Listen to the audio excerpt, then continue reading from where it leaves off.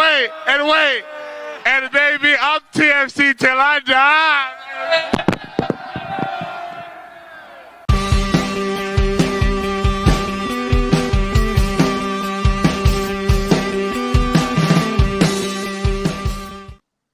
Hello and welcome back to Toronto Till I Die, the Toronto FC fan show. I'm Mike Newell, and the first half of the 2024 season is now in the books, and your Reds sit 6th in the East on 24 points. After a 3-match week, which ended in a loss and 2 draws, one of them being a little bit controversial, and we will get into that today. On top of talking about, of course, that aforementioned 2-2 draw against DC United on the weekend, we'll also talk a little bit about the 0-0 draw in Philadelphia midweek. We'll also talk, does TFC have a bit of a discipline issue? A lot of yellows flying around and a lot of reds flying around these days. So we'll talk a little bit about, or is it just them like showing a little fight? We'll talk a little bit about that. We'll give some brief thoughts on the Voyageurs Cup semifinal draw against Forge FC, and we might be announcing something special coming down the pipe, a little collab maybe, and we'll get to this week's burning question. So much to talk about, a lot to do. More people on the screen than you're normally seeing on a TTID day, but I'd love to bring in my co-hosts for tonight, Jeffrey P. Nesker, Noel Allen, and Mr. James Grossi. Everybody, how you doing, guys? How was the weekend? How have you been doing? I guess I'll go. You know what? It's the Tunnel Club was fun on Sunday. We had a lot of fun. We went overtime, I think, so it tells you how the crowd is feeling. But yeah, it's good, sun shining, birds singing. Just wish we got a win. I am tired, man. These nine match months are a lot. You get the triple game weeks every once in a while, and when we come back at it in June, we're gonna have 3 of those triple game weeks. But there's a week off in between to sort of punctuate them. We'll have a cup fixture in there as well, but. Yeah, there have been few months in my history of covering the team that were anything like this wild May that we've had. So looking forward to a little bit of an international break and kicking it off and chatting with you guys. Yeah. I'm just glad you're back, Mike Newell, so you can handle vamping when everybody's internet fails and storms happen and all that sort of stuff. Yeah. I echo everybody else's sentiments. I actually forgot it was a 3-game match week. I only remembered 2 of them. They're all bleeding into each other. So there you go.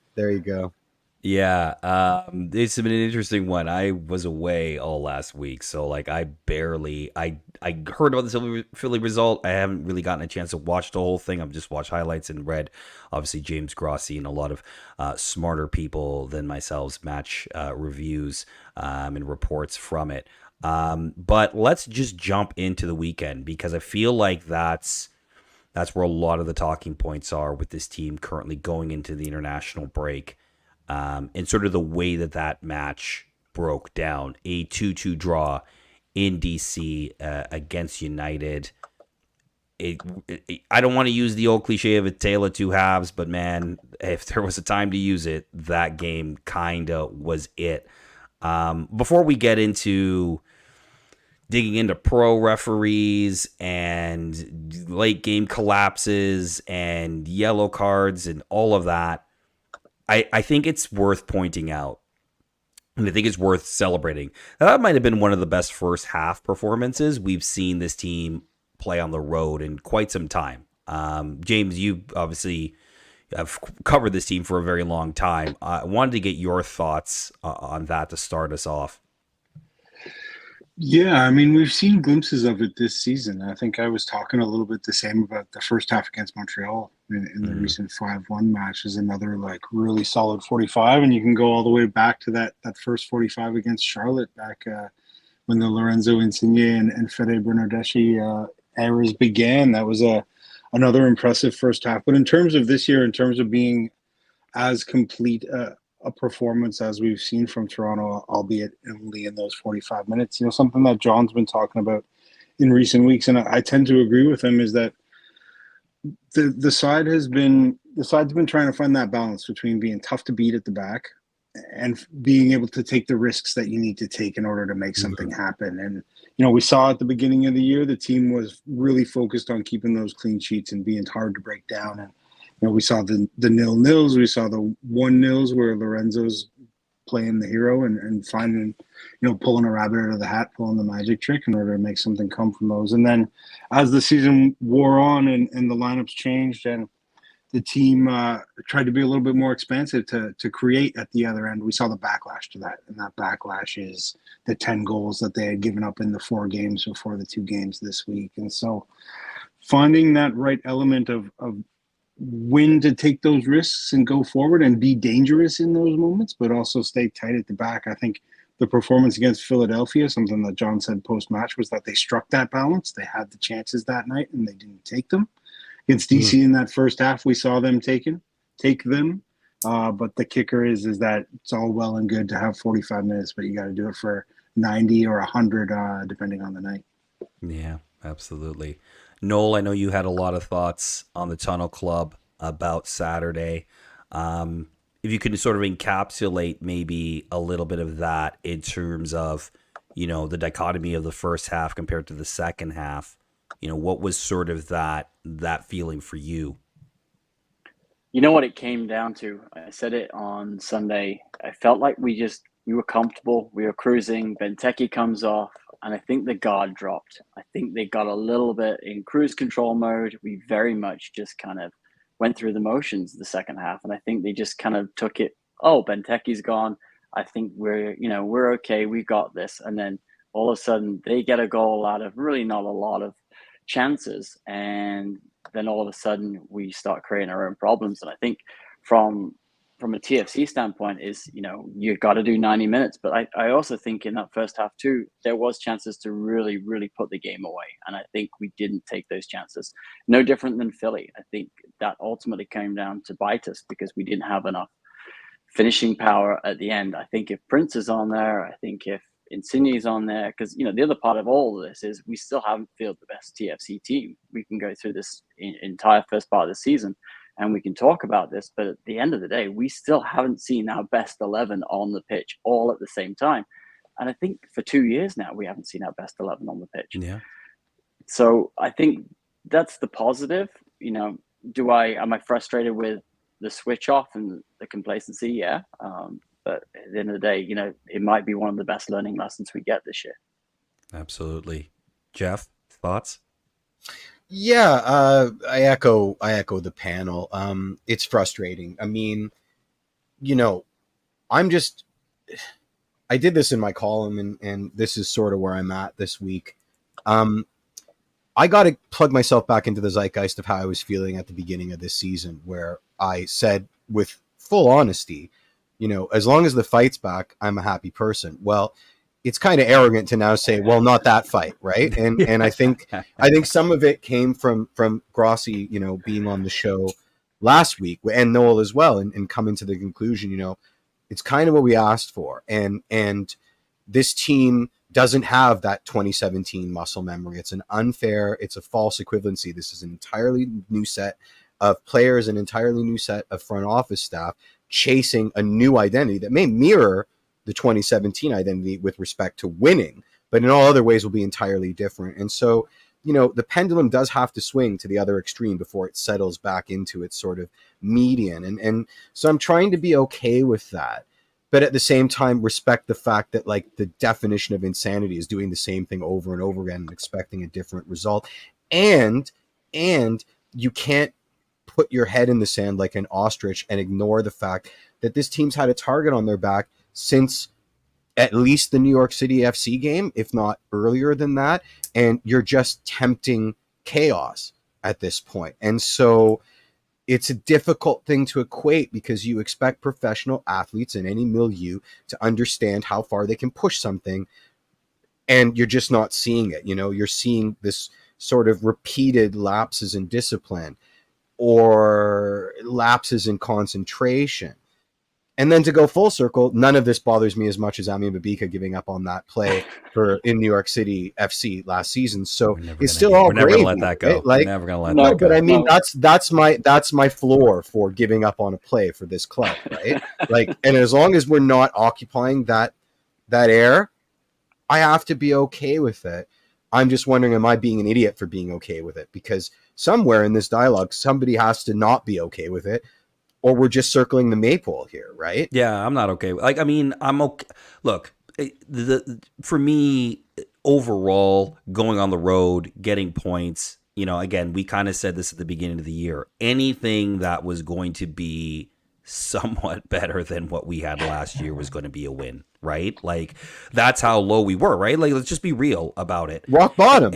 Yeah, and I think that this team is clearly better than that, and clearly at a place now where they can compete. So that's a good thing. I think now the question becomes, how quickly can they make the transition from plucky sort of team that's competing to actual real contenders, right? And just the thing is, real contenders don't make the mistakes they were making in the second half, right? But at the same time, contenders do play the way that they played in that first half, right? Like that With second the bit goal between their teeth. Oh yeah, that second goal Absolutely. is fantastic. Like that build-up play, that's probably some of the best build-up play we've seen TFC do in a while. Maybe probably going back to that first Federico Lorenzo game against Charlotte, James, that you mentioned, right? Like that sort of play, that sort of interconnectivity, that speed of thought in moving the ball. We just haven't seen that from this team in a very long time. So that's why I think that goal stood out so much. And look, low key, the job the front office has done, and we've talked about it on the show before, in terms of the signings they've brought in this season, have been top notch. You have to sort of give them props for that. I mean, Derek Etienne Jr. right now is low key maybe one of the best moves of the season in terms of just productivity, the spark he gives to your team for the amount you are paying for him, which is in MLS terms, like maybe less than peanuts, right? And that is something that I think you have to kind of sort of sit back and be encouraged about. But that said, I think the loss of control in the second half a little bit is a little frustrating. You want the team to make that switch to be able to, you're not going to control every aspect of the game. There's very few times, aside from Montreal, where you just boss it from beginning to end, and there's just no question, right? There's going to be periods where teams come into the game, but you want to see that switch happen where they can sort of control that and see it out. And James, I don't know, but I feel like right now, at least in this first half of the season, this team is not quite there yet. Oh yeah, definitely not. But I think there's also some ghosts. As much as this is a new team and they're having to relearn the muscle memory, DC is not a fun place to go for TFC. And Yeah. whether it's the final game of the Chris Armas era, there was the comeback in the opening game of, was it 2023? I think it was, or TFC were in position to win and ended up losing 3-2 in the end. So they've got some ghosts in that stadium, and it's the process of evolution that we're seeing with this side. And we were all taken a little bit aback the first time that John Herdman talked about the growth process to become a championship team. You're always a little bit surprised when a coach throws that word around at this stage in a rebuilding process. But that's the target. And as you mentioned, like a championship team wouldn't necessarily make those mistakes, but sometimes they do on the night. Cincinnati didn't cover themselves in glory in that 4-3 win at TFC. They ended up showing those elements of the championship side, but every team has their off nights. And I think it was Noel who said this was a good lesson for the side to take. It comes at a bit of a difficult time in the sense that they're going to have to sit with this result for 2 weeks and kind of stew on it. And, maybe the couple of days that they get off are going to be a little less sweet than they could have been if they'd gone in. But the work that the team has accomplished in this first half of the season, I think if we focus too much on one game or another, we're sort of missing the forest for the trees of there has been a massive turnaround, and results will come and go. And like I was just looking up at my schedule board, there's one win in the last 6 matches, which is never a great a great run of form in league play. But then you look at the table, and they're right where they want to be, which is in that mix of teams competing for the playoff spots. And the points that you've dropped now are the reason you're not in the top 4 anymore, which was that goal at what Herdman had called phase 3 of the season. So they're a little bit off that pace, but I think that's just sort of the growing pains that you're going to see, and then throw in just sort of how tired everyone must be from playing as many games as they have and shuffling the lineup the way that they have over these past few weeks. So yeah, we can point at things that could have been done better, and the discipline, which I think we'll talk about a little bit more, is definitely one of those things. But I think we lose a little bit of just how far this group has actually come in these past 6 months if we worry too much about one game or another. It's very much a bit of the 2015, 2016 TFC team where it's just, we just got to figure out how to win those spots where we're just missing. Yep. And you can see we're missing some players still, right? You can definitely tell that there's some spots on this team where when the starter's out, we are struggling. So, it's progress, and it's, this window I think is really important what we do in this window to add to some support, because clearly the injuries are keep piling up and we're still kind of just can't seem to get a rhythm of the same starting 11, which, I'm always a big fan of. If you've got the same consistent starting 11, you're always going to start off in a better place. So it'll be interesting to see what we do in a month's time when the window opens. But I also think, as you said, like, we can't really complain about, the point we're at in the season, because did we have us this far up the table at this point? No, not at all. No. No. Do I think we should have done an over and under on red cards and yellow cards by player? I think that might have been the new section for next year, because I think Burner's definitely on the over. So there's some improvement, but we've got to get a couple more pieces, and I think that's kind of why I feel like it's that 2015, 2016 team where you can just get one or two more pieces to make it work. And I think this team was a team that clearly the rest of MLS will not want to deal with. I think we just irritate them anyway, but that's okay. That's what we are. Mm-hmm. Mm-hmm. I mean, I once again, Grossi, brings the measured take, which is, if we're celebrating how surprised we were by the performance of this team based upon our expectations, there's going to be some surprises that aren't as positive. And that is, once you turn that faucet passion on, it's not easy to turn it off. And I think we're seeing that. And again, it's so arrogant to then say, well, this is too much passion. We wanted it desperately. We were all screaming for it, but now it's too much. But yet I don't feel like I can say that with a straight face, because I do think it's valid, questions as to why was Federico, if he's tired, which is in addition to the fact that he's a yellow card magnet in the last 10, 15 minutes of games, why wasn't he subbed off, right? Like, does he have too much say with Herdman? I'm speculating. Yeah, but is he your best player when he's not playing? I mean, he has to play to be your best player, and now he's missing another game.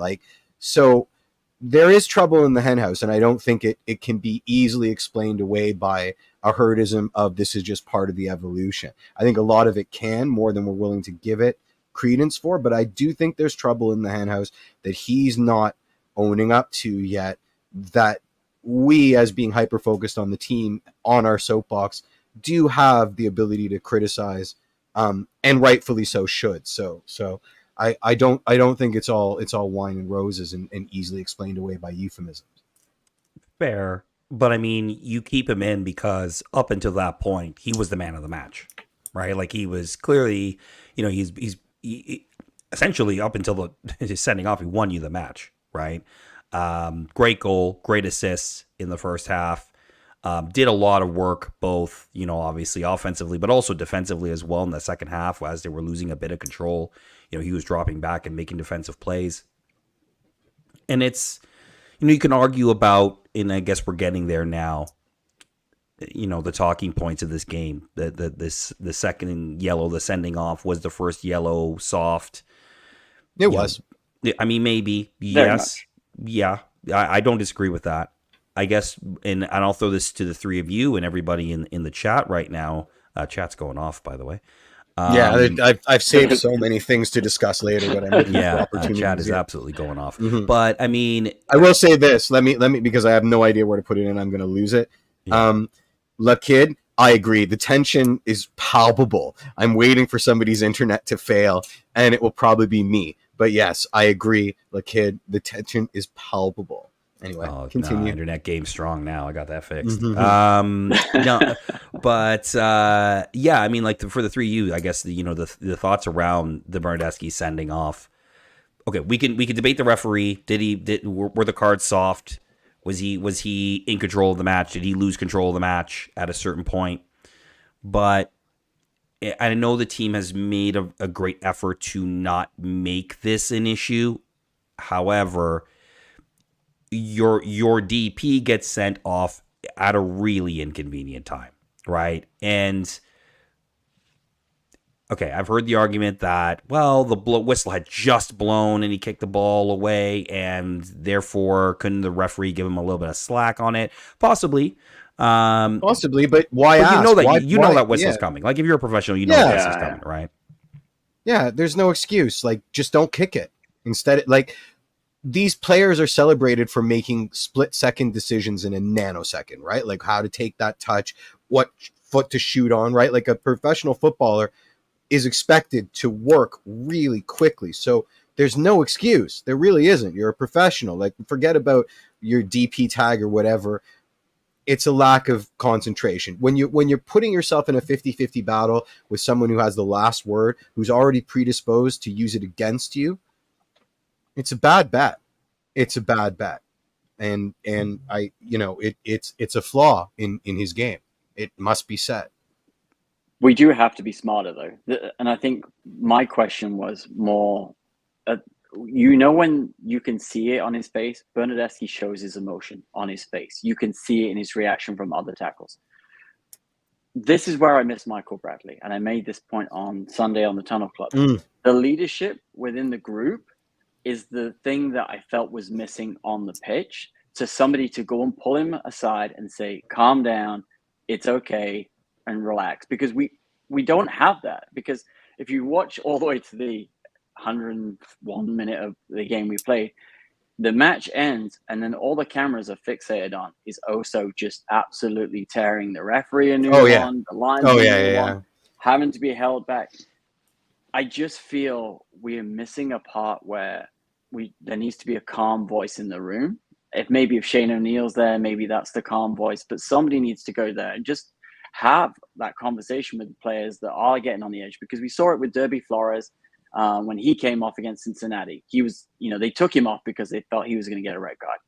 And I felt that that's what's kind of missing on the weekend, because, we like Oso's passion. We like Oso being the captain, fired up and going. But at the end of the day, if your captain's going, it sets the tone.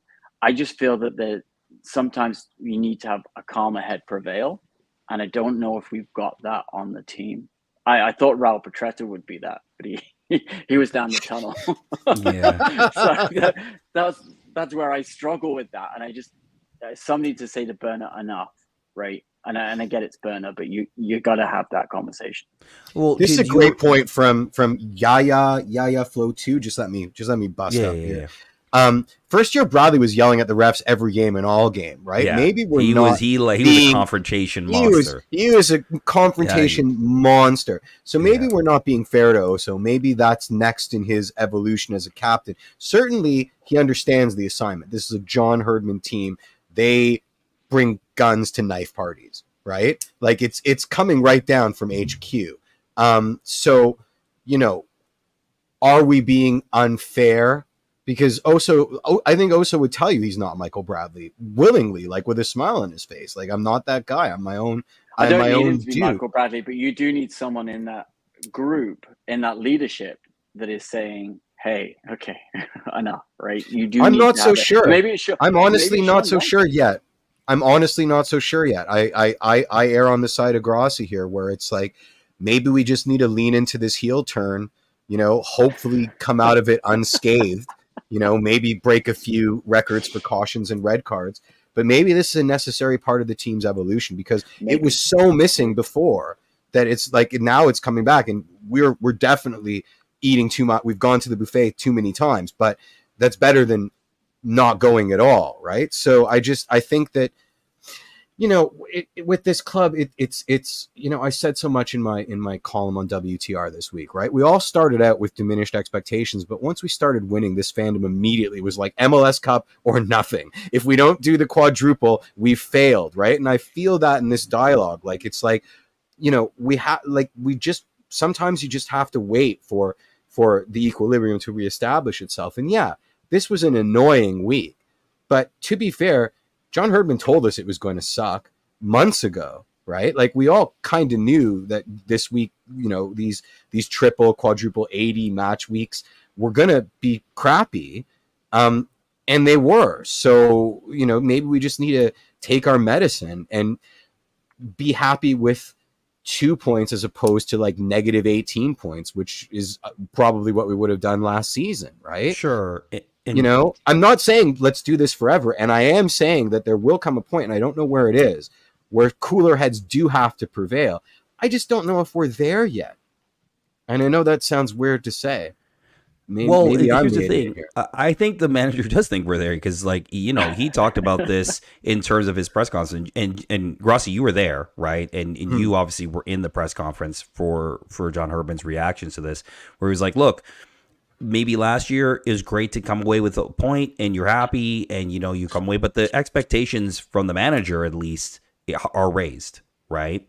And it sounded like, although, look, he's going to take the point, he's not going to necessarily gripe too much about it.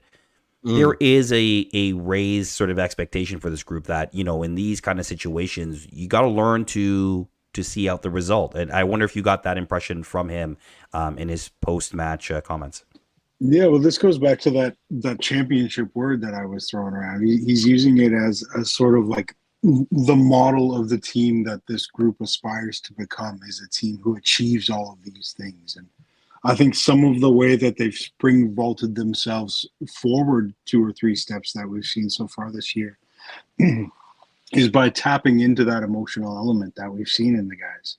And I think what we're seeing is that the side is so keyed up to go out there and perform that when somebody tells them that they can't do it, whether it's the result goes against them or whether it's the referee or whether it's a call or whatever it is, the reaction is that tip over, because they're so pushing where they are at that it just flows over. And I haven't done enough of a psychological analysis of the group at this point. Do you want to? Do you really want to go let's there? go. Let's go. Engrams. Let's go, baby.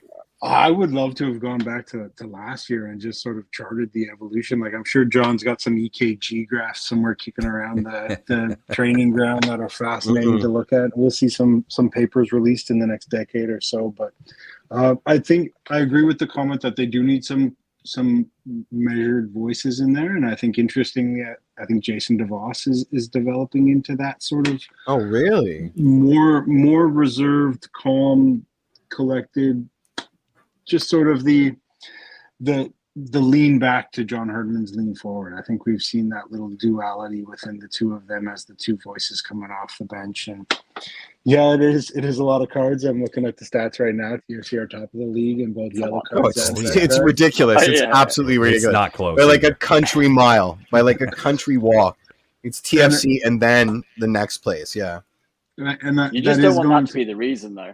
You don't want that to be the reason why we miss our opportunity this year, is because of the discipline. Do we? Like let's attack. You want to lean in? Are you leaning in? No, I'm not leaning in. I'm just saying if if that's the case and we miss opportunities that we never expected we'd have, but if that's the case and we miss those opportunities because of yellow cards, red card accumulation, are we really going to be that upset about it? We got our fight back, right? Like, maybe we went a little bit off the deep end, but because there's so much conjecture. Like, I just think it, I don't know if I would call it a lost opportunity if it was off the back of passion, right? And I don't know where my line is. If Fede misses as many games as he plays, my opinion might change. But right now, off the back of this, I'm trying to be measured about this. I'm trying to be James Grossi. How am I doing, everyone? Am I doing? You're doing all right. Not well. I also think the league is different these past couple of years than it had been for the 10 years before. I think the League's Cup coming in when it does has completely altered the landscape of the season.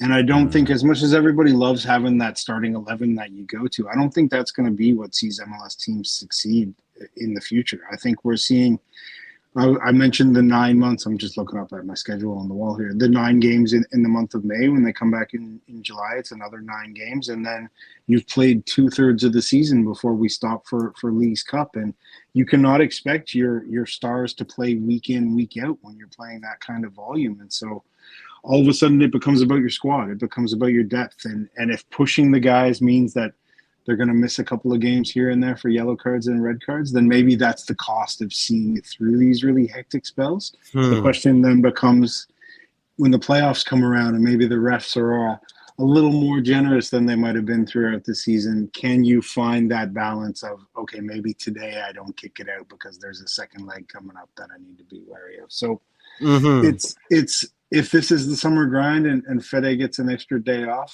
heading into the next 9-game spell, then that's not a huge loss for me. It's a disappointment because you'd like to see the whole team together, but there's more games ahead. But I will push back a little bit on that, only because for 2 reasons. I think one, okay, yes, you definitely want to give these guys days off from time to time. Leagues Cup has changed the way that MLS teams not only build their rosters, but look about the way that they go about the season. I think you, in the past, before Leagues Cup, you were talking about building chemistry in the early part of the season to then get yourself ready for a run towards the playoffs in the back end of the season. Now it's like surviving. It's like you need to get to this many points at this point, because then you're going to lose players for international breaks. There's going to be Leagues Cup. You got to make sure players are fit. How seriously are you going to take a Leagues Cup run here? So that changes the way you go about things. And I think you do need, look, Federico Bernadeschi is going to be great if he sits a game. If he doesn't sit a game and plays them all, he's going to be Federico Bernadeschi. But at a certain point, what you don't want is too many of these games where he sits out and maybe you drop points or you drop them all, right? And at the end of the season, when you need to make that push, and we kind of experienced this in 2022, right? When they first came, you had lost too many points at the beginning to then try to catch up at the end, right? And that's the thing. It's the balance. And I know we're talking about, thinking about how we thought about the beginning of the season and wanting to enjoy this ride right now. We got more points than we had all of last season. Halfway through, I wasn't worried about a mid-season run at the start of this season. Exactly. I think that's no surprise to anybody. We are here now, right? And now you need to start thinking about, well, we're here, so we might as well go for it. And you want to be in that space to be able to go for it. And I think they are. However, you just don't want to end up losing players to cheap cards, and then you get a reputation, right? And that can follow you into playoff runs, and that can follow you into the playoffs when you get certain referees. And that's the only thing I'll kind of push back on in that regard. I think Toronto already has that reputation, though, so it might be a little bit too late for that. But do you think John and this is for all of you guys, like, do you think John Herdman's cool with that? Like, do you think legitimately John Herdman's like, you know what? I'm cool with this. Like, okay, yes, you don't want to lose Federico Bernadeschi to yellow card accumulations or the odd, kick out where you just get a second yellow, get sent off, or Nixon Gomes, bear hugs a player to the ground and gives up a penalty. You'll live with that. You'll live with that now in sort of end of May, early June, in order to build that team bond, that team fight that a lot of people in the comments and were commenting after the game seem to feel like that's more important than maybe even getting the 3 points on Saturday.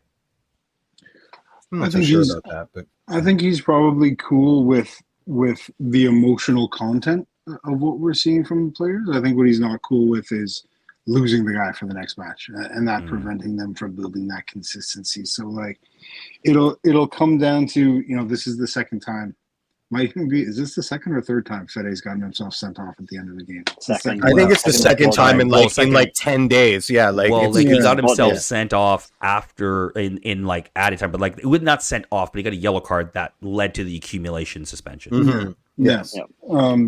So I mean, like, you have those conversations with players, and like every time somebody has gotten sent off this season, we've had the question of like, did the guy put their hand up in the dressing room? And like that's part of the standard practice with this group, is that when a guy makes a mistake, he sort of owns up to it in front of the group, and that sort of leaves it in that final moment of the locker room and of a post match, and then you move on to the next game. So those conversations are being had. I'm sure John does not like that something as minor. It's a different thing if you're handling the ball on the line to prevent a goal rather than lashing out at a ball because you didn't like a foul call. Like, one of those is an acceptable sending off, and the other one is that little bit of petulance that you don't want to encourage. But at the same time, if you're getting the production that you're getting, maybe you accept that as the necessary evil, as part of the deal at the moment. And I go back to, I still don't think missing Fede for that Chicago game is the end of the world. Missing him for Cincinnati was a problem. This is true. They're on a little bit of a run themselves at the moment. Missing him for Cincinnati was big, though. I think that game looks a little bit different if you have both Lorenzo and Fede. But I think we're in a part of the year where for this group it's more about building some momentum and building some confidence in themselves and proving to themselves what they can do, where they need to work on things, but also having these failures now so that they don't pop up later. And so I'd like to say that this was a one-off thing and we're not going to see Fede do that again, but I think past has shown that we're probably going to see him do that again. So I won't go quite that far, but it's definitely a part of the conversation now. Like, I think Nixon's red card, as much as it's a bit of a tired play, I don't think you have any problem with a guy getting sent off in that regard. But I do think TFC have gotten themselves a little bit of a reputation. Referees talk, referee crews know each other. Oh yeah, and they hear the stories of what teams are like, and so. Yeah, I think one of the things to keep an eye on throughout the course of this year is as the team gains more confidence, can they replace this passion that we're seeing boil over with that confidence instead? And does that allow them to keep things a little bit more under wraps? And do they find a way to maybe mutter under their breath instead of getting in the referee's face or something like that? But, fair enough. It's all part of the journey. Yeah, bringing up. Well, I got some stuff from the comments, which I think is an interesting sort of insight into what people are saying. And the first is Joao. This is the same guy that was hitting vapes last season. Just because he bought in doesn't mean he's smart, which I think is worthy of discussion. And then Turtz comes in and they say, to be fair, if he was smart, he'd be one of the top players in the world. Those are a little persnickety, but I think the point is maybe looking for that passion in Bernadeschi. Like, Seba without the petulance isn't Seba, right? And we all accepted that was a part of his game, right? Josie without the arrogance and occasionally speaking out of turn isn't Josie anymore, right? Michael Bradley that doesn't tour the pitch before every home game and make life hell for the grounds crew because there's a divot here or a divot there isn't Michael Bradley anymore. Maybe in the same breath, part of what we love about Berna is also kind of what we hate about Berna, which maybe he doesn't, maybe managing that is a John Herdman problem, not a Federico Bernadeschi problem, which brings me right back to why was he playing the full 90 minutes? And can Jason DeVos please be that bad cop quicker so that we never have to suffer through that again? And somebody says, he's running a little hot. Maybe it's time to call curtains on Berna for this game, sort of thing. But I think Herdman wants that from them. I think Herdman wants the fire. He wants the anger. He wants the things. But my point is, you just can't have everybody on the team with the same, because I have scar tissue from this Nottingham Forest season where every time a refereeing decision, I wanted to hide, because at the end of the day, everybody in the league knew that we complained about the referees. everybody in the league knew about all our players doing certain things, and then you never get the calls. And I just don't want to have a TFC season where we're doing the same thing, where everyone's like, you guys fight, there's a scrum at end of every game, here's more discipline, it's controlled, and then there's just wild. And you can have controlled aggression and you can have controlled thought out plays and things, but it's when you've got 5 yellow cards in one match for petulance, you gotta just, something's wrong. Gotta be like, you've got to say, I also think, hey. Yeah, I also think a TFC DC United game is like it's flip a coin and see what happens, man. Because they feel like every time we play DC United, there's some wild stuff happening. Yeah, they moved from RFK to that place. I mean, it's like multiplying zeros. So maybe we chalk that up as it's a DC United TFC game. It gets a little wild sometimes. I don't think we're going to be seeing 5 yellow cards and 2 sending offs very often from this TFC team, though the stats seem to show us that the yellow cards are sticking to this team like magnets. Okay, let's not talk about yellow cards all day. I don't think that's the sexiest part of football. So really sexy. Quickly. Stupid, sexy yellow cards. Yeah, exactly. But TFC did also play another game this week, a 0-0 draw against the Philadelphia Union, in a game in which I don't think it's fair to say that they were probably the better team. It probably should have come away with 3 points if they could finish, but they didn't. But still, you do come away with a point from a place that has been a bit of a nightmare for you to play in the last 4 years. And like you said, George James, a solid performance again in a place where again it's been difficult for this team to get a result in the last little bit. Yeah, I mean, I think as much as I pointed out the 1 win in the last 6, the last couple of years, road trips to Philly, road trips to DC were not places where you were picking up those points. And just to go back to the evolution of the side and something you pointed out earlier with John demanding more from this group is that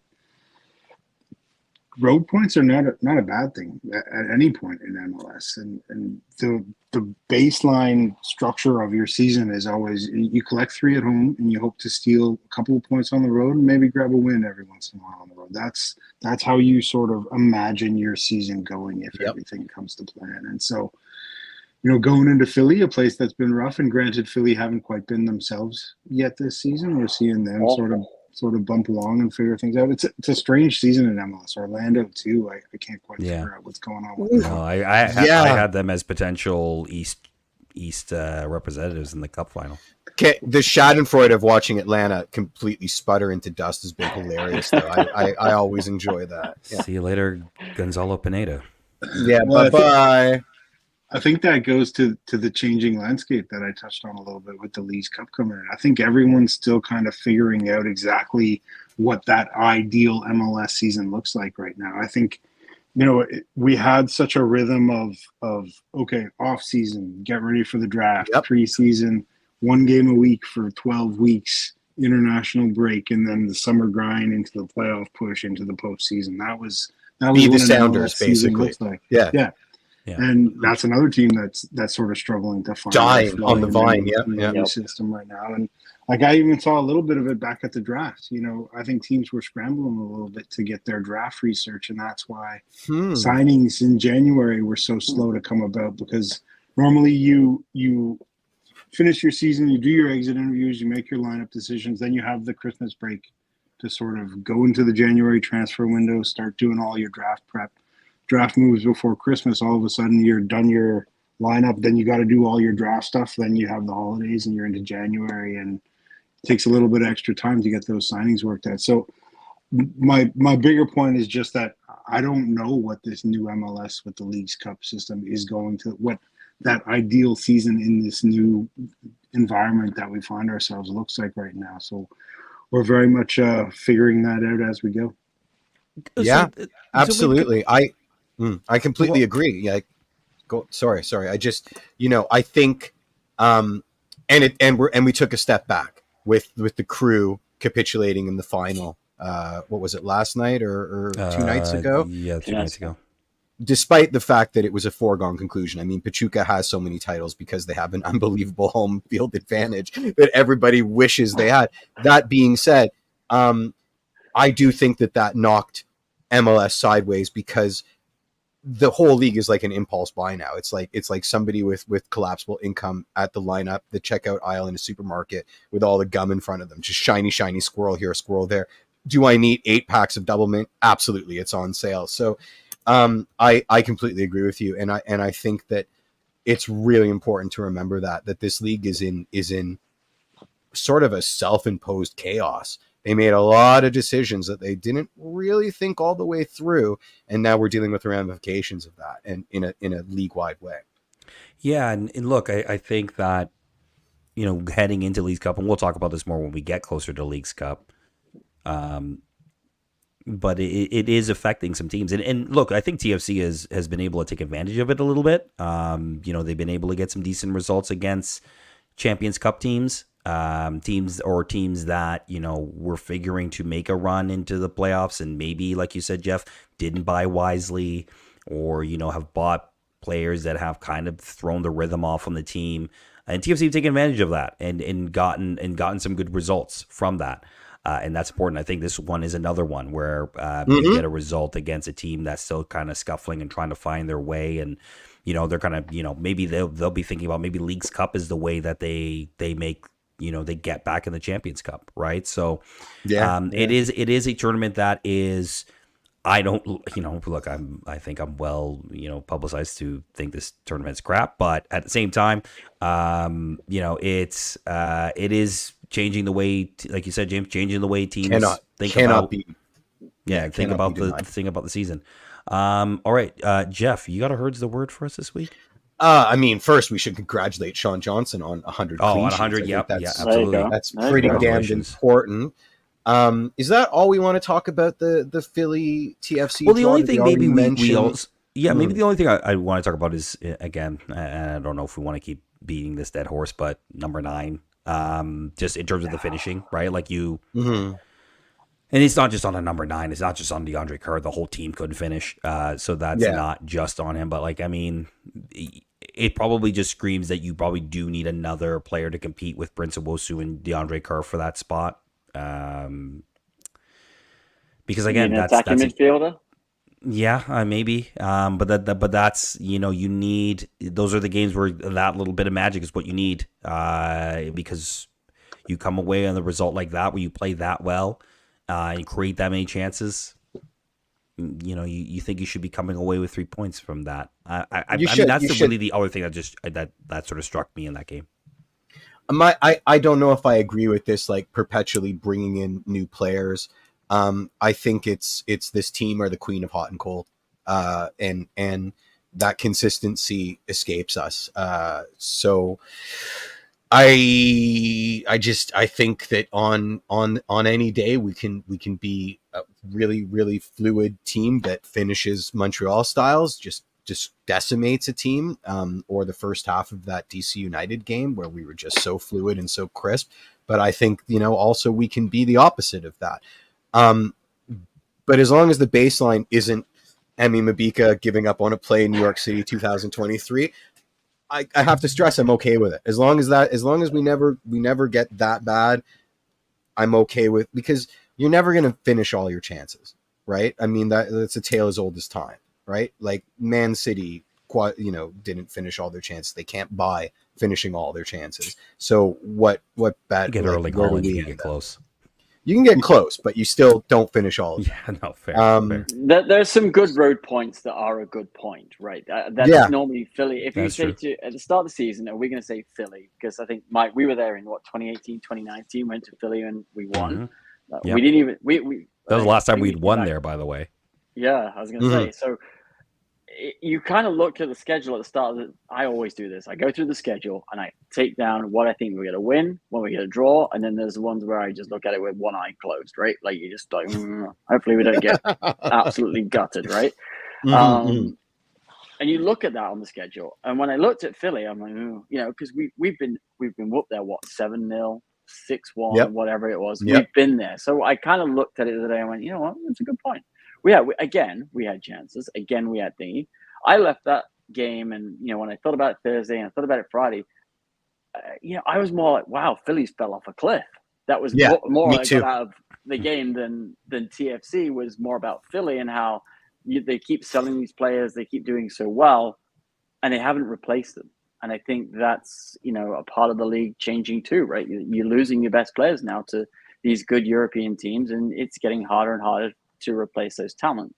So, you know what? At the end of the day, as I said the other day, it's a good time. It's a good point to have. It's a good road point, and the difficult places. If if we go into Miami and get a point, you're okay because everybody else is losing there, right? So you just got have your best players Or the inexplicable teams that mollywop them, like Inter Miami, either win on the strength of Messi or just fall apart completely. And he's on there and he's anonymous. But I try to find as little to do with Messi as possible. Just I can't watch the highlights. I agree with you. I think objectively, if we measure our disappointment with what we saw with our eyes versus where we expected versus what these games looked like on paper, those 2 points are great. The fact that they aren't speaks volumes about where this team is now and where we are as fans of this team, which is also positive.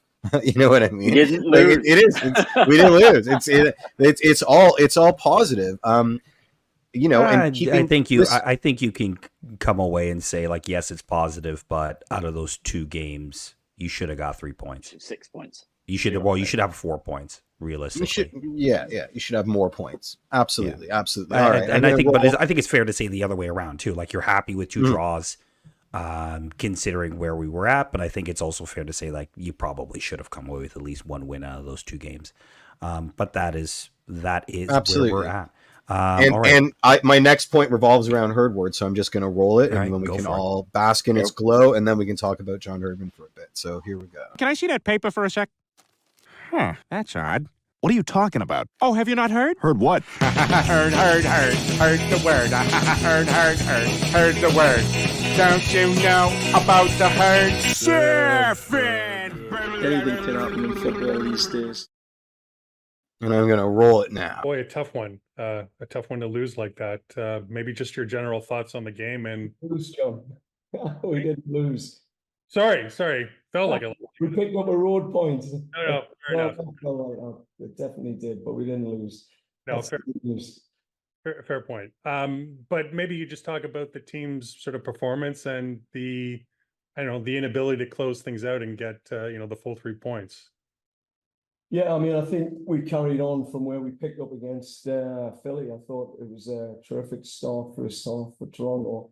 We probably could have been in 3-1. Had some really good chances. Second half, 2-0 scoreline. We were in that balance of trying to control the game. Obviously, Benteke goes out, and I think you think all the cards now are stacked in your favour to just see the match out. So again, in football matches, the goal, the red card, the second red card, they're all turning points. And what I've seen in MLS, there's no game over on the road. There's no game over ever. So, I think for us, we're disappointed. I mean, the dressing room, we've said what needed to be said. Players have owned key moments. And yeah, like I think last year we'd have celebrated a point on the road, but this is a different mindset from this group. I think they know they dropped 2 points tonight. And that might be crucial in the race, but we picked up a point, and that might be crucial as well. So, 2-way results, and we'll take that at this stage. But yeah, disappointed, John, for sure. I'm going to explode because I have so many notes. First, just to echo what Grossi said, John Herdman put it into sharp relief. Words were said. Fede, I mean, you don't have to read between the lines. Fede owned up for his mistake. Nixon owned up for his mistake. Over and done with. Who else was expecting a completely different John Herdman in that press conference? Because smiley guy bantering with Molinaro, I was not expecting.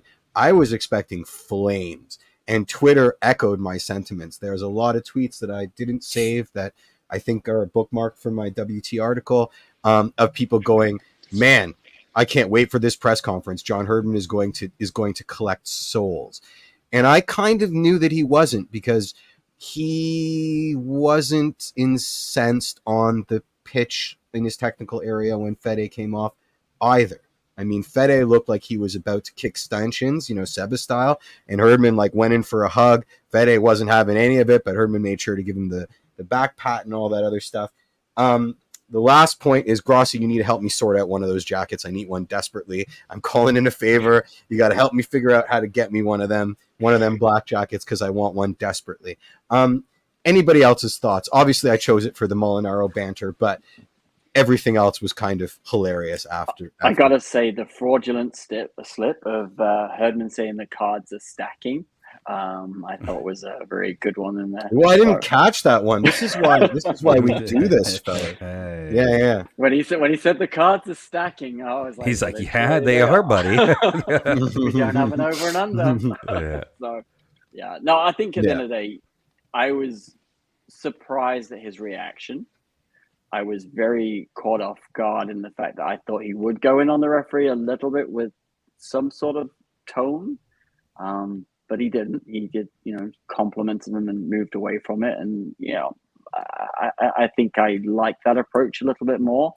It might buy us a little bit more grace, because you know what happens when you go in on one referee. That's what I was talking referees about earlier. union. Yeah. So again, it was nice to see him mention that. But, at the end of the day, you want some accountability. You want some feedback, right, from them to say, look, we screwed up. We're taking ownership of it. It's not going to happen again. I would like to see we should just do an over and under on how many cards we get in the next game and see where it comes out. See if they listen. That's a really interesting point, Noel, because I don't believe a coach. I don't believe anybody that speaks in binaries. This is never going to happen again, or this is going to be different next time, because life is way more complicated than that. And, to put yourself out there to that degree, to promise something that's technically impossible, I don't buy it. I thought that, and I'm remiss to call it a blaseness, but a kind of tacit acceptance that, you can't control the refs, right? He didn't even go as far as to say that they have a bone to pick with us. He didn't really throw any hands, right? And there's somebody in the chat that's saying, he got a PP slap from the league, so he's trying to control the messaging. There might be some truth in that. I think it's rampant speculation, Thundercat, but there might be some truth in that. That being said, I did not expect that kind of well-measured. Grossi must be rubbing off on John Herdman, because I expected fire. I expected smoke coming out of Herdman's nose there, how they'd been wronged by. And to not get it, I think, shows a bit of growth, both from Herdman and from the team. And I wonder if that's me arrogantly speculating. Well, James, I would love to get your thoughts about that, because obviously I think you were sitting in on that as well, right? So I was on the call, but I wasn't down in DC. Yeah. So this isn't John's first rodeo. He sort of knows when he needs to spit some fire, and when it's more of a time to take the edge off of things. I think our colleague Molinaro sort of slip at the end, sort of gave him a nice intro to come into that with a smile and sort of frame his question. And yeah, it's always fun spending a lot of time living in John's words, because there are a lot of little phrasings in there, little mentions of things that, whether he meant the cards are stacking in terms of the bookings, or whether he meant that, the house of cards is, I don't know. So it's always fun to live a little bit in John's head. And I'd just say that just because he was all smiley and jokes with us, half an hour after the game in the press conference, it doesn't mean that he wasn't spitting fire in that dressing room when he was talking to the players. And the view that we get, the people that come in front of the camera and speak to us are not necessarily the entirety of that person's thoughts in any given situation. Everyone's sort of putting a face to it, or portraying the sense that they want to give. And as much as a coach, you want to challenge your players, you want to call your players out when you feel like they missed the mark a little bit. I don't know that you want to bring the fans into that sort of situation, And so I think painting that as, if we want to become this ideal team that we want to be, then nights like this can't happen. But at the same time, look to where we were 6 months ago. There's been a lot of group in this side, so I'm not going to I'm not going to throw everybody under the bus because we fell short tonight when I look at how much ground we've actually covered together. And then, throw in we're going into this 2-week break and guys are going to go away from the team for a couple of days. So you as a coach, you have to pick your moments of maybe it's not a great idea to chew some people out when you're not going to see them for 5 days. Maybe that's where things can fester a little bit and it turns into something that you don't want. Whereas the disappointment that you can express when you're seeing the guy 12 hours later is a little bit different, And I think John's got enough experience or tons of experience, in fact, in terms of managing the complicated emotional parts of things. Like, I can't imagine how difficult it is to build a group ethos with people who don't know that they're necessarily going to be a part of the group when you get together 3 months from now. Yeah. And like that takes a certain amount of special connection. Spit and polish. Oh, yeah. Guys. Oh, yeah. And so I think, and it's not just John, I've seen it in a lot of coaches where the criticism that we might have expected to come out when a result goes against the side isn't necessarily there. And I think part of it is that it's not worth putting that message out to everyone else if it'll damage what you're trying to build on the other side. And so I wasn't surprised at all that we got a measured reaction. And as much as he'll be disappointed and maybe those will be 2 points that'll cost them later, it might also be that point that ends up clinching you the playoff spot, which is ultimately the goal for this group right now. So, it's always fun spending some time in John's head and seeing what he comes up with. I'm watching you for tells because you're like, you didn't know what happened the half hour before, but you have unfettered access. So is that you kind of giving away that there were hair dryers going on? Well, I mean, I don't know what your Zoom connection's like. And also, I think you're omniscient. So there you go. You were there. You were there in spirit because you can do those sort of things. Absolutely. You got your flowers from Joao. Grossi speaking the truth. Bravo. I always maintain that you come in guns blazing and give us truth bombs for the entirety of shows that you join us for. So no surprise there. Yeah. You know, and like, just, in terms of his comments, like, I mean, I think it's one of those situations where you could probably have a go at the referee. You probably can have a go at pro, for perceived slights. But I mean, at that point, what do you gain out of it? They're not changing their minds. You lose cards GAM. Aren't getting, that comes out of your GAM rescinded. Fund. Yeah, exactly. Cards aren't getting refunded. Yeah, and maybe John Herdman just doesn't have that money, that pocket change right now. Maybe he's gone off and bought a nice. I will buy that jacket off him if he can afford his pro fines. Well, a little bit, a percentage. Yeah. No not more made pro of fines. For John Herdman. Okay, so that was Herd's the word. We'll go into the burning question this week and just talk a little bit. We posed a question on Twitter, x.com, whatever you're calling it these days. What were your second half predictions? Yeah. What are your second? I think we have some answers from Pornbots anyway. I might read them out. What were your second half season predictions for TFC now that we have a better grasp on what this team is?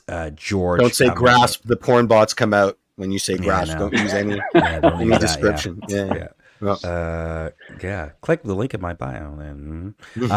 George comes out and says top 3 or 4 upcoming transfer window, plus vibes, plus having reached this far on one rotating DP and injuries.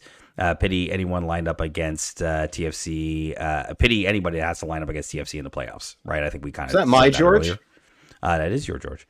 Starting to believe a conspiracy theory of reps keeping our TPs rotating, whether injuries or red cards preventing a full squad. We are seeming to rotate our DPs. It's like they can't both play at the same time, so one has to just whoop whoop.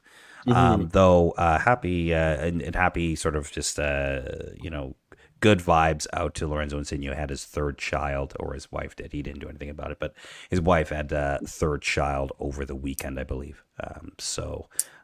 Happy returns for them. Rob just saying the team has been undervalued by Apple TV analysts and the broader audiences. This is true. Sasha Klasjan, looking at you. Facts. Come back. Come back to the tunnel anytime, buddy. I'm going to try to get Sasha on the show. I want to get Sasha's take on this because I just want to I just want to see everybody's reaction if we get Sash on the I'll show. be sitting on my hands. Yep. They have done more than they expected. Reasonable to see just on Jeffrey P. Nesker vibes alone, or with or without reinforcements. Challenge for top 3 in the East next gear, says Herdman. So he thinks they're going to challenge for top 3, which is going to be tough because Columbus have 3 games in hand, right? Like, yes, they lost Champions Cup final, but they've got 3 games in hand, and you think they're not going to be down where they are that long in the league once they start sort of clicking again. But who knows? This could be a 2018 TFC situation. Well, I mean, they started off worse, but where you just come back from the finals and you never quite get it back. It will be interesting to see. But I expect a massive loss of the hangover. mojo. Yeah. I mean, they've all got Norwalk, so like, guys, I don't think so. Not with this. Not with Wilfred Nancy. Not with this team. I think they will be just fine. And I think that the Champions Cup, as we're calling it now, is a little bit different than those early years where we really saw, or than that 2017-18 where we really saw teams suffer in the sense that we're in June and we're talking about the final. We're not talking about April. We're not talking about May. Where it was just a gauntlet week after week. Yeah, it's not quite as compressed as it could have been. So, but we'll see. It's an emotional letdown. So I expect Columbus to be right up there at the top, and it's how they get so close to that hurdle and then sort of have to pick themselves up for a Wednesday night in Charlotte. How does that feel? And that's exactly what we saw with that TFC side. Was they couldn't find the level that they needed to go into a midweek game in Chicago when they had been talking about going into Tigres and into Club America and everybody they had played. So yeah, it's something to keep an eye on for sure. Let's just not do that again. Okay, let's just not do this right now. Let's just get emotional. The way Jeff brings up, maybe because the way I bring up Marky Delgado's miss. Okay. I say we finish 6. Sorry, this is Andrew just saying. I say we finish 6 just outside of that 8-9 playoff round, but in a position where we can beat any team, no matter who it is. Would love to see TFC and NYCFC battle it out again in the playoffs. 100%. That would be. We want that match. That would be something. Yeah, or I riot. Away days in Yankee Stadium are actually kind of funny, but it's a funky stadium. City I would Field. get on a plane for that game. Oh yeah, it probably would be at City Field that time of year. The parking lot outside of Dwayne Reed. Let's just do it. And I'll wrap it up with this. Peter says we'll finish in a mid to bottom half playoff position. Fetty will finish the season with top 10 in league scoring. TFC will sign an impact forward in the summer window, and we will win a round or two in the playoffs and get bounced. They don't exist anymore, Jeff. Yes, they do. In all of our hearts, they do. The vibes will continue. So, look, I think it's and there's a few other comments that kind of echo some of the same things that others have said. It feels like the vibes right now with the fan base are pretty strong going into the second half. The idea is this team is, people are believing this team's a playoff team. And I believe Benedict Rhodes has never seen It's Always Sunny in Philadelphia based on this comment. I need to see if the schedule board on James's wall is like that GIF of the crazy dude with all the strings and papers on the wall. Yeah, you would know that. Please watch It's Always Sunny, Benifer. It's better than the pod race scene. I know you love the pod race scene. Stop watching Star Wars Phantom Menace or just the pod race scene and watch It's Always Sunny in Philadelphia, at least the first 4 seasons. I know you pretty well. You're definitely going to enjoy it. So let's do that. Benedict, you watch whatever you want to watch. Okay? You want to watch pod race. You want to watch 18 hours of pod racing. You watch 18 hours of pod 18 racing. Hours? That's a light night for Benedict Rhodes. He loves that pod racing. Still mad about Sebulba losing, in fact. Fair enough. All right, guys, just really quickly before we wrap up the show here, just want to quickly touch on the Canadian Championship semifinal draw. TFC will be taking on Forge FC of Hamilton in the Canadian Premier League. The Vancouver Whitecaps on the other side of the semifinals will be taking on Pacific FC. So 2 local derbies, well, local enough for Pacific and Vancouver. But interesting that, look, it was a draw. It was a real draw. I'm making a joke. I'm not saying that there was some kind of conspiracy theory at Canada Soccer. Thanks, Ben. Thanks. There it is. I only watch Toronto Till I Die. There it is. All right. If you're only doing that, Benedict, I'm sorry for you, buddy. But it was the matchup everybody wanted. They wanted TFC Forge. I think, look, I live in Hamilton. I think a lot of people are really excited at the opportunity to take on TFC again, and this time in sort of, the semifinal stage and sort of more of a, in the actual season it's supposed to take place in. So just your guys' thoughts really quick on the semifinal draw and your thoughts around TFC's chances on getting through to another Canadian Championship final. Jeff, go first. The only decision I have to make is, do I sit in my Forge seats first half or second half? That's basically it. Because I'm double. And that's it. I'm so looking forward to it. The last one was an experience. It's one of the better games that I went to over the course of that disgusting pandemic. It was a lot of fun. Vibes were immaculate. Mike's gonna sew one of those 50-50 kids. Absolutely. I will address that in a second, but go ahead. Because the material is so different between Adidas and Macron that it's gonna drape like the worst thing you've ever seen in your entire life. It will be a disaster. One's gonna be sucked on like a vacuum seal bag. So yeah, maybe don't do that. I'm very much looking forward to it. I think it's going to be great. It will be a highlight of this year. I don't know what else to say beyond that. Like, fantastic. Was there a conspiracy in the draw? Probably. Who cares? Absolutely. Yeah. Hot balls. Somebody had the warm ball, the cold ball, and in the bag, and did it who cares? Beeper style, set bladder style. It's all good. So good. Yeah, everything's rigged. Wrestling's not real either, guys. I hate to burst your bubble. Also, there is no Santa Claus and the Easter Bunny doesn't exist. I think we're all old enough for these life lessons. But yeah, who cares? Right. So it wasn't a fair draw. Who cares? Yeah. James, your thoughts? I think the first thing that John Herdman pointed out was just not having to make an extra trip out to the West Coast was a big win for TFC. The draw. But the thing that I think is going to be most tricky about this is we all know how good of a job Bobby can do in terms of getting his team ready for a specific match. Yes. Big name, big game Bobby. Yep. The way that these two games break out is you play the first leg in July and then the second leg isn't until like the end of August. So you're going to have a long time in between that. It almost doesn't quite feel like a tie when the two legs are separated by almost a month or something like that. It feels like two individual challenging contests, and I'm pretty sure Forge will have that first leg at home, so that's a good chance for them to take advantage of a really busy TFC stretch and maybe get something by them then, and then you have 6 weeks where it's in the back of Toronto's mind and Bobby can scour all the footage and get his guys ready for everything that they can expect in that second leg. And it'll be really interesting to see Forge at BMO Field. I think that's what I'm most looking forward to in this. The 2020 final played in 2022 was at Tim Hortons Field. It's always a little bit more comfortable when you're in your surroundings. I want to see what they look like when they make that trip down the highway to come to a stadium that at least several of those boys have had some moments in already. So yes, sir. It's going to be a fun one, man. I love this competition. Every year it's some of my favorite games, and I think both these semifinals will be pretty spectacular. I agree. How could they not be? Yeah. I know. You've got to love the local games, right? It's one thing I do miss here. It's having a really good local game where it's not too far to travel. It's it's a quick and easy drive, and just to kind of get into it. We've been at Tim Hortons Field a few times with Canada and a few other games too, right? So I don't own season tickets at Forge, so I will be in the Toronto end, very loud, and I can't wait. I honestly can't wait. It is very exciting to have a game where if it is a final in Vancouver, I will rework my work schedule to end up there for the game. Because of business. So if it's a Wednesday night, it'd be even better.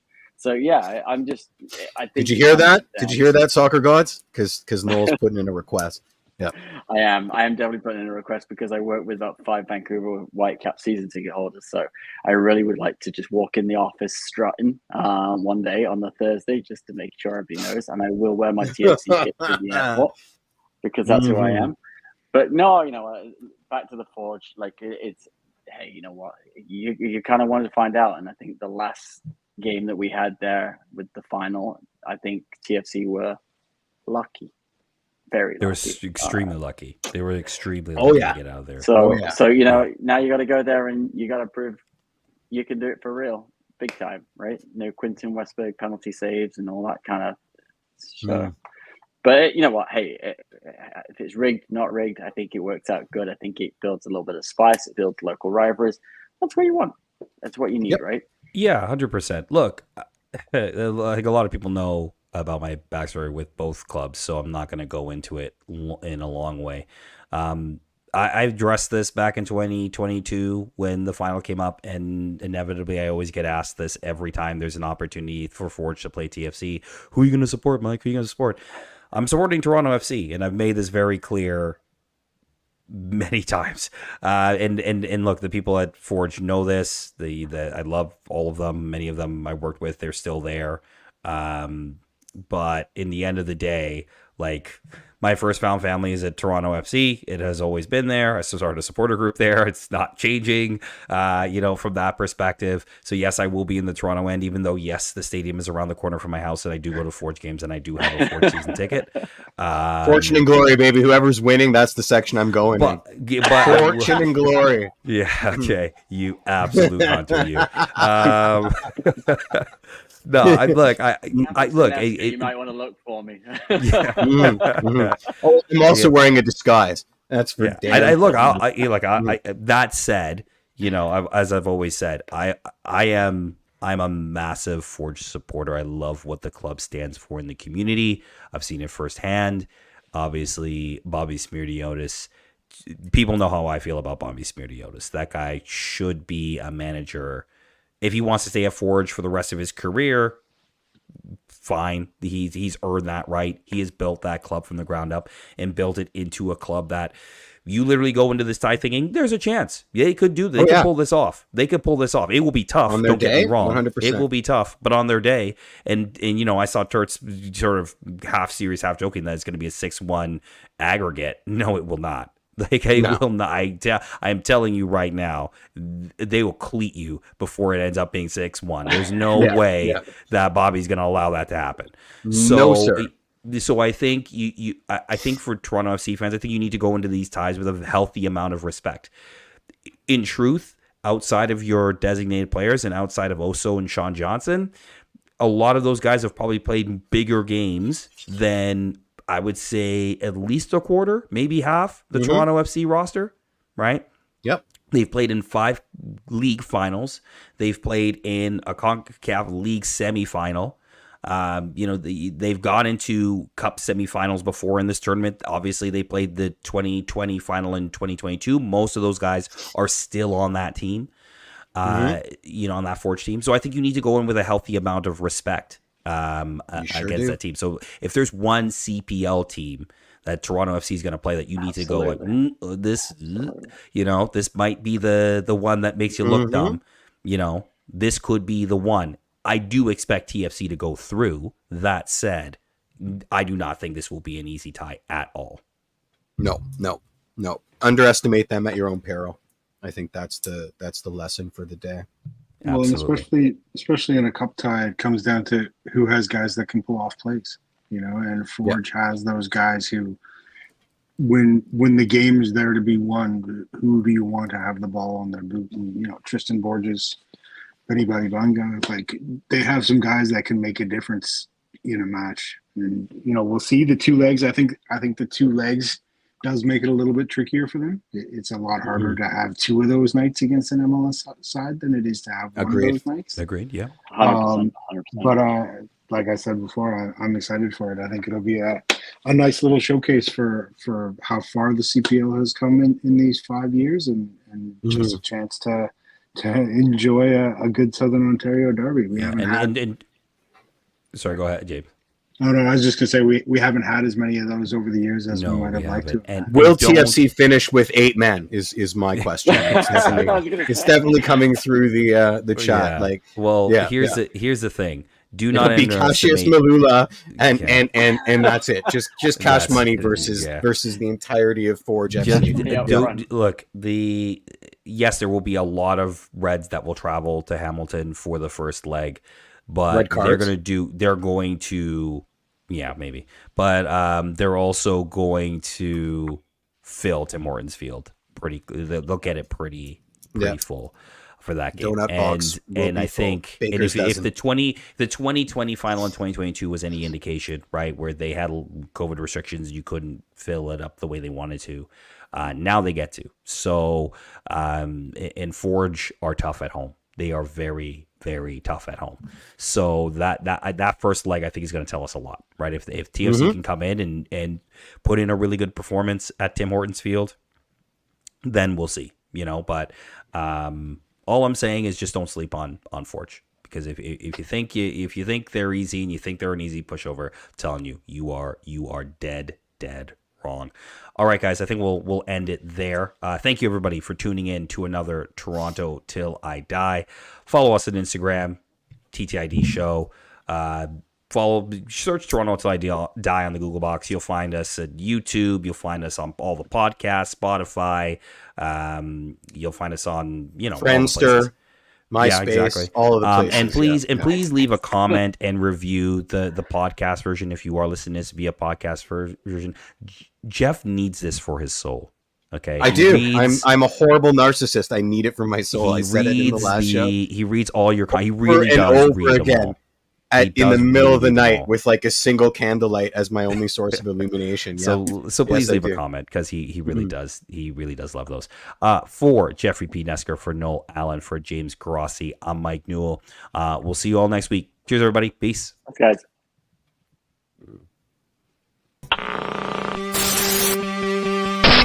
And wait, and baby, I'm TFC till I die.